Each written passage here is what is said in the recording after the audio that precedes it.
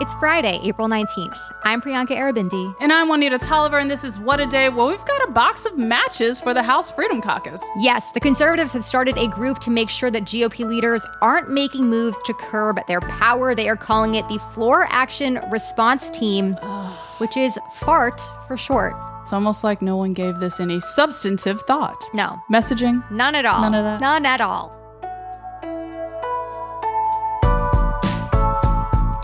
Before we get to today's show, we want to bring you some breaking news as we record just after 11 p.m. Eastern Thursday night.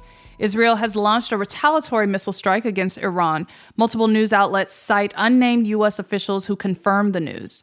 Iranian news sources say explosions were heard near a military base in a region south of the capital city of Tehran, and that Iran's air defense systems were activated in multiple locations. The attack was in response to Iran's strike on Israel last week, and prior to this news, Iran's president warned on Wednesday that if Israel attacked, it would provoke a, quote, massive response. Meanwhile, a Bloomberg reporter tweeted that Israeli officials told the U.S. on Thursday that, quote, they plan to retaliate in the next 24 to 48 hours. Also, Israel's military said alert sirens have been activated near its northern border with Lebanon. This is a fast-breaking situation, and those are the details we have at the moment, but keep up with more of the news by following Crooked on Instagram and more. But first, today jury selection continues in former President Donald Trump's hush money trial in Manhattan. Thursday was the third day of jury selection, and all 12 jurors were confirmed along with one alternate. And the process now continues. They need a total of 6 alternates to move forward, and Justice Juan Merchan is planning to have opening arguments begin early next week. Oh, I love this urgency, this pace, but yes. Picking a jury has been anything but simple in this case. Several potential jurors were turned away over the past few days for a variety of reasons. Can you recap some of the drama leading up to this point where we now have a full jury seated for the trial? Yes, definitely a lot of drama to get here. So earlier this week, we talked about how on day one of jury selection, it ended with no jurors. Justice Merchan also barred both legal teams from asking the jury pool about their political affiliation, who they voted for in the past, and who they plan to vote for in November. But even with these guardrails in place, dozens of people were turned away after they indicated that they could not be impartial in the case against the former president, which isn't hard to believe. You'd be very hard-pressed to find anyone capable of putting aside strong opinions in this case. Trump has been found liable of sexual assault, incited an insurrection. He's a known racist and predator. These are just a couple of reasons why being impartial seems outlandish. Just a couple. Impartiality wasn't the only reason people were turned away. Some potential jurors expressed concerns for their own safety. Yes, Justice Juan Merchan dismissed a juror on Thursday after she said that people had figured out who she was just based on how she was described in the press. She told the court that her concerns about being identified would impact her ability to be impartial, which is a scary situation to be in. Like, you not only have to find jurors, but they're suddenly potentially in the crosshairs of people who are upset with them for whatever decision they end up making here. So as someone who didn't go to law school, I wanted to get a lawyer's perspective on all of this. So I called up former federal prosecutor Gene Rossi. He was an attorney for the U.S. Justice Department for nearly 3 decades. He's also a legal analyst for the Law and Crime Network. I started by asking him what prosecutors are looking for in a juror and how that differs from what Trump's lawyers want in a juror. The common goal that both sides should strive for is you want jurors that will apply the law to the facts of the case as they see it without any influence from what I call the family of emotion. And the 4 members of the family of emotion are bias for one side, prejudice against a side, empathy with any party or witness, or sympathy. Because when a prosecutor presents a case to a jury, they want just the facts. The defense, oh my God, the defense wants the 4 members at least of the family of emotion in that jury room. They want somebody who has a bias or a prejudice, hopefully a bias for your client and a prejudice against the government. They want that sympathy, that empathy. And of course, a defense attorney wants to keep out those jurors who hate Donald Trump or even hints at that.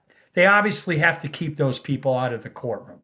In this particular case, prosecutors and defense attorneys have been picking a jury that's supposed to be fair and impartial, of course, but we have Donald Trump, the most polarizing politician in America, polarizing figure across the world. How can attorneys know if someone's actually willing to, put their biases aside? How are they assessing these people? That is a phenomenally good question. And it gets to how frustrating and challenging jury selection can be. Every jury selection, you're never going to get a 6-inch biography of a juror. You're only going to get little tidbits, red flags and loud gongs, good and bad. When a prosecutor or defense attorney is picking a jury, 80% of it is gut. It's based on experience, intuition, and what scares me, even today, is you're only seeing a tip of the iceberg with respect to that juror, but you have to make a decision in real time. Right. And part of that iceberg that we've been seeing here are potential jurors' social media posts. Trump's team actually dismissed many potential jurors for posts that they've made previously, some from as far back as his first run in 2016. On Thursday, according to Politico, one juror was dismissed after Trump's lawyer presented years-old social media posts in which the juror wrote, quote, "We need to stop the election of a racist, sexist narcissist," and quote, "I wouldn't believe Trump if his tongue were notarized." So can you explain a little bit about the role that social media plays in this process and how attorneys go about deciding if these persons' posts make them unfit to serve as a juror in this kind of case? What I do in my cases now and probably in the last 10 years is I would assign somebody to search Dr. Google for jury selection. And what that means is you can scour the public domain. You can scour Facebook, TikTok, whatever's available, and that's fair game. And what the Trump people brilliantly did is they really dug. That was an absolutely brilliant catch to get rid of that juror. Because I assume that juror told the judge that she or he could be fair and impartial. And the Trump people had this post that I wouldn't believe Trump even if his tongue were notarized. And if the judge does not dismiss that juror for cause, that's an appellate issue. Right. And on the flip side of that, we had another juror who said that she doesn't like Trump's persona, but then she also said, quote, "I don't like some of my coworkers, but I don't try to sabotage their work." Trump's lawyers tried to also challenge her, but she is still on the jury. So what happened there? The Trump people had an argument, but I think Judge Merchan probably said, "Okay, juror, you made some negative comments about President Trump or Mr. Trump, but putting that aside, you do know what your role is as a juror." "Yes, I do." "And your role is to follow the law and to apply it to the facts as you see it, correct?" "Yes."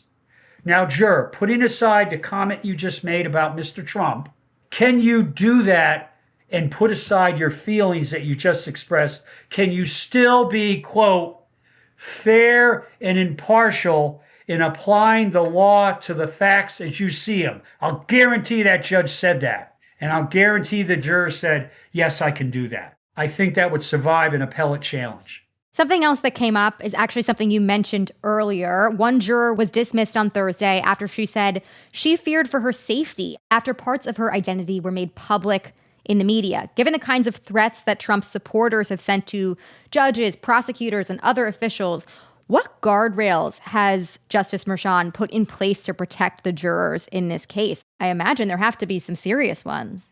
Judge Merchan has imposed guardrails. He's imposed a gag order. He's imposed a gag order with limits about what Trump can say and about whom. In my view, he has crossed the line and he has violated that order on several occasions. And the last one he violated, the last incident, was him retweeting or quoting Fox's Jesse Waters about some cabal, some conspiracy that they're trying to put on all these progressives who hate Trump and that there's some scheme to poison the jury. Total baloney.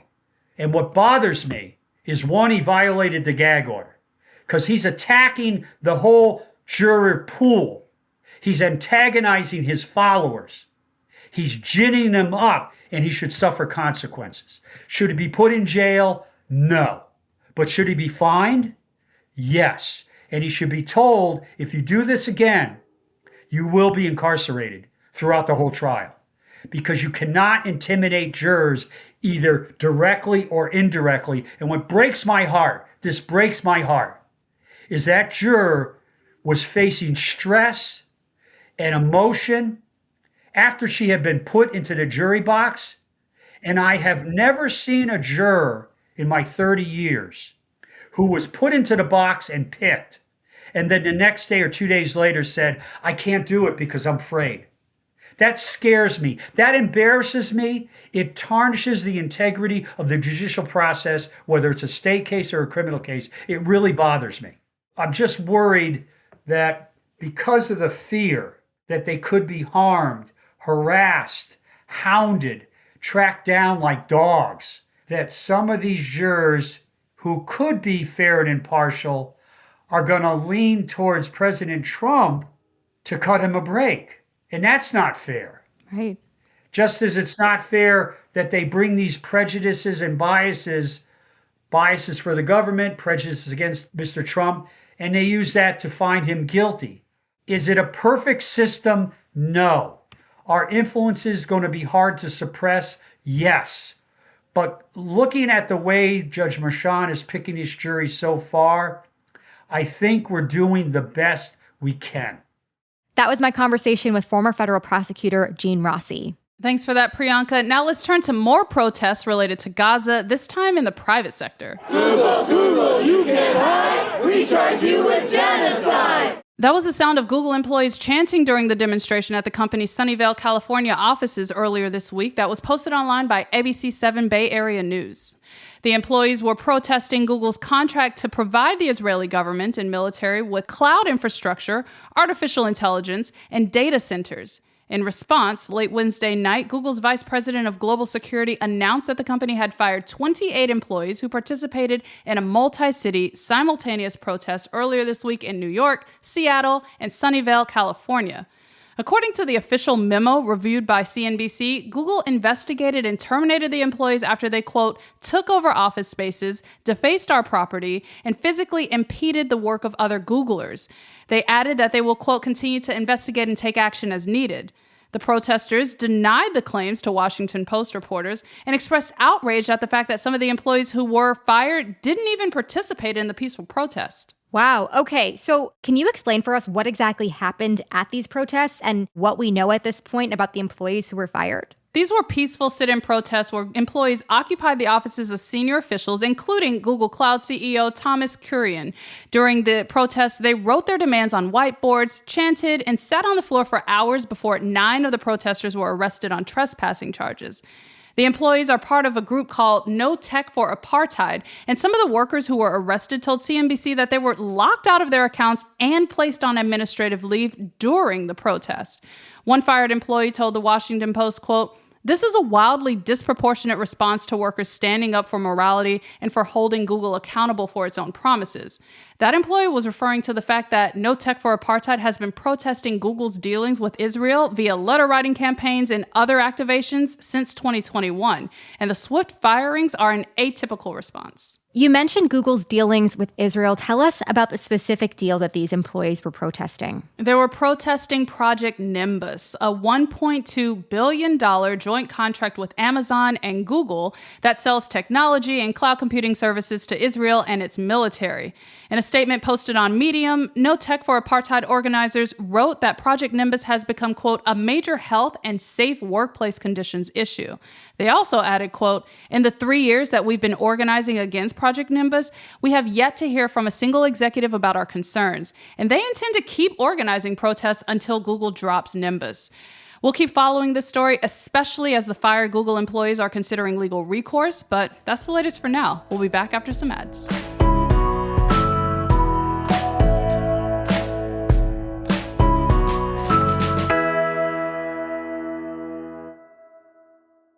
What a Day is brought to you by Fast Growing Trees. Fast Growing Trees is the biggest online nursery in the U.S., with more than 10,000 different kinds of plants and over 2 million happy customers. They have everything you could possibly want, like fruit trees, palm trees, evergreens, houseplants, and so much more. Plus, Fast Growing Trees makes it easy to order online, and your plants are shipped directly to your door in 1 to 2 days. And along with their 30-day Alive and Thrive guarantee, they offer free plant consultation forever. We love Fast Growing Trees here. I keep telling you that the mini plants that I've gotten from these folks are yet hanging on. And that's not because I have a green thumb, okay? This spring, Fast Growing Trees, they have the best deals online, up to half off on select plants and other deals. And listeners to our show get an additional 15% off their first purchase when using the code WAD at checkout. That's an additional 15% off at fastgrowingtrees.com using the code WAD at checkout. Fastgrowingtrees.com, code WAD. Offer is valid for a limited time. Terms and conditions may apply. What a Day is sponsored by Ramp. Ramp is the corporate card and spend management software designed to simplify your business finances across expenses, vendor payments, and accounting. With Ramp, you're able to issue cards to every employee with limits and restrictions and automate expense reporting so you can stop wasting time at the end of every single month. And now get $250 when you join Ramp. Just go to ramp.com/WAD. That is ramp.com/WAD. ramp.com/WAD. Cards issued by Sutton Bank and Celtic Bank, members FDIC. Terms and conditions apply. This show is sponsored by BetterHelp. Therapy can give you the self-awareness to build a social life that doesn't drain your battery. And if you're thinking of starting therapy, you should give BetterHelp a try. Yes, it's entirely online. It's designed to be convenient, flexible, and suited to your schedule. You just fill out a brief questionnaire to get matched with a licensed therapist and switch therapists anytime for no additional charge. Find your social sweet spot with BetterHelp. Visit betterhelp.com/WAD today to get 10% off your first month. That's betterhelp, HELP.com/WAD. Let's wrap up with some headlines. Headlines. As we mentioned at the top of the show, multiple news outlets are reporting Israel has launched missile strikes into Iran. The extent of the strike is not clear as of 11 p.m. Eastern. We'll continue to follow this story. Meanwhile, on Thursday, the U.S. and the U.K. slapped a new round of sanctions on Iran, punishing them for last week's attack on Israel. America's sanctions target more than a dozen people and entities in Iran responsible for the materials that were used in the drones deployed in the April 13th strike. The State Department announced it also placed a travel restriction on Iran's delegation to the UN headquarters in New York, meaning that they can't leave the 2-block radius around the building. Speaking of the UN, on Thursday, the United States blocked the United Nations Security Council from granting Palestine full UN membership. The resolution was overwhelmingly supported in the council. However, the rejection by the U.S., one of the council's 5 permanent members, doesn't mean that they necessarily oppose a Palestinian state, but that Palestinian statehood is an issue that should be tackled in negotiations between Israel and Palestine, not the United Nations. Here's U.S. Ambassador Robert Wood. As reflected in the report of the Admission Committee, there was not unanimity among committee members as to whether the applicant met the criteria for membership as set forth in Article 4 of the UN Charter. For example, there are unresolved questions as to whether the applicant meets the criteria to be considered a state.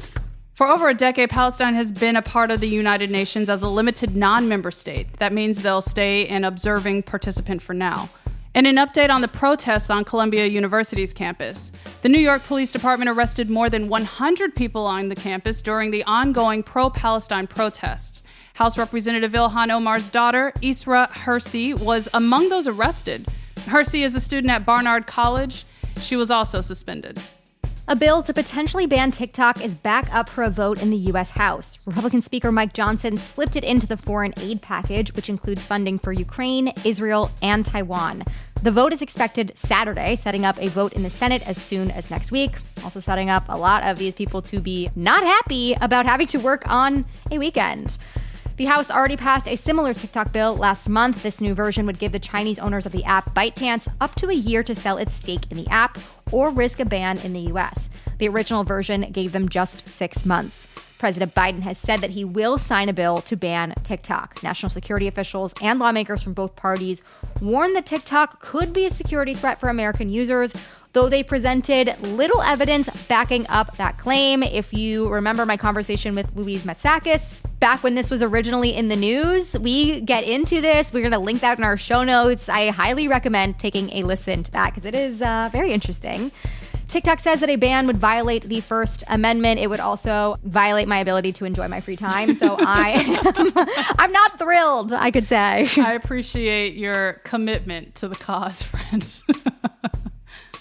Sports icons Megan Rapinoe and Sue Bird are taking their talents to the small screen. The duo is set to produce a queer soccer romance through their production company called Cleat Cute. It's a scripted series about a rookie professional soccer player who falls for her team captain. I love this so much. Love it. It will be based on author Meryl Wilsner's best-selling novel of the same name.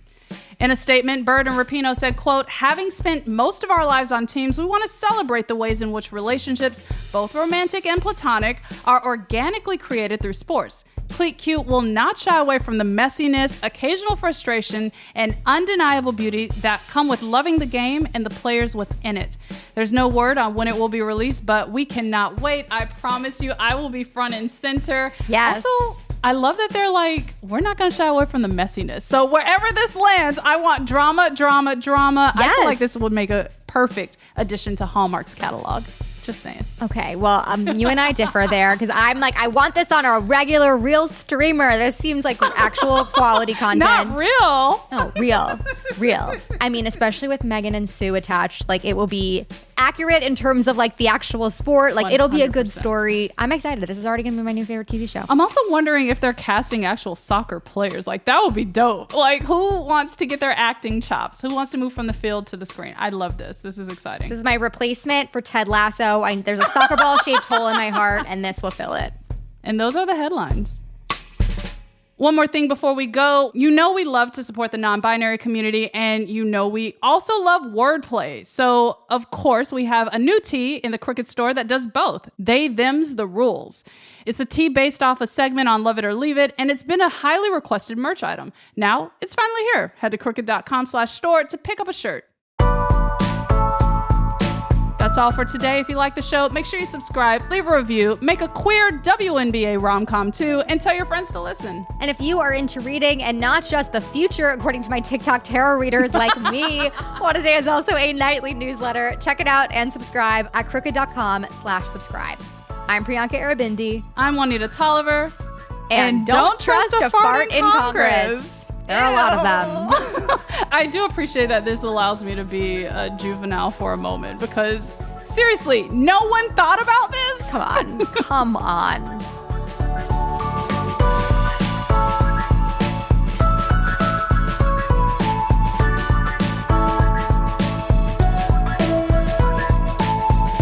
What a Day is a production of Crooked Media. It's recorded and mixed by Bill Lance. Our associate producers are Raven Yamamoto and Natalie Bettendorf. We had production help today from Leo Duran, Greg Walters, and Julia Clare. Our showrunner is Erica Morrison, and our executive producer is Adrian Hill. Our theme music is by Colin Gilliard and Kashaka.